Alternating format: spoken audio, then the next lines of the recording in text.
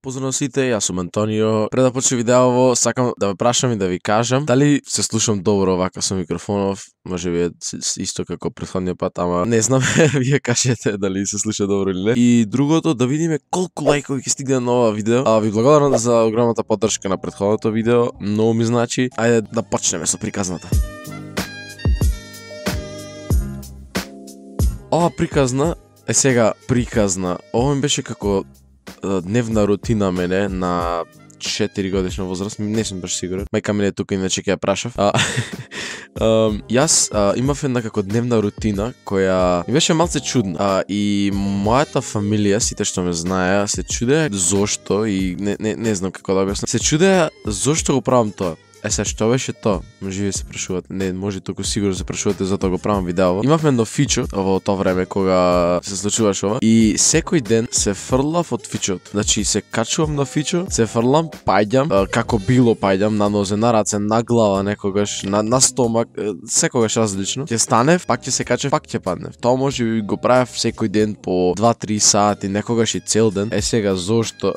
Тоа беше мајка ми не знаеше зошто го правам тоа и еднаш излезе за да ме праша зошто и не ме праша, само ме гледаше. Тоа беше нешто што не ме дочекувате, не знам ни зашто сум го правил тоа.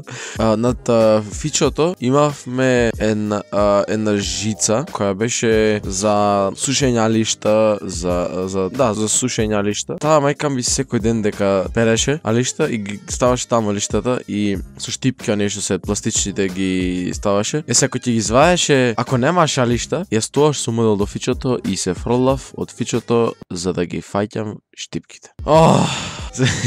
Се фрлав од фичото за да ги фаќам штипките и секогаш мајка ми кога виде тоаш ми велеше затоа јас секој ден ги наоѓав штипките на земја или во корпа некоја ставени сите заедно, а таа претходната ден ги оставила сите на жицата и се чудела зошто ги паѓале или биле во корпа и сега го дозна.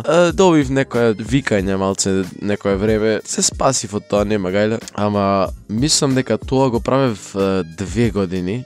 Мислам 2 години скоро секој ден, се ако не можев сигурно. Најмногу ми викаше мајка ми за тоа што и да ми купеше нови алишта и јас ги валкав пак и се чудеше како ги брам зелени на колената. А тоа ми беше од тоа што скокав од фичот. Секој ден сидев со извалкани алишта. Не знам колку сум бил ретардиран ко помал, како што слушате сега, да, ретардиран сум.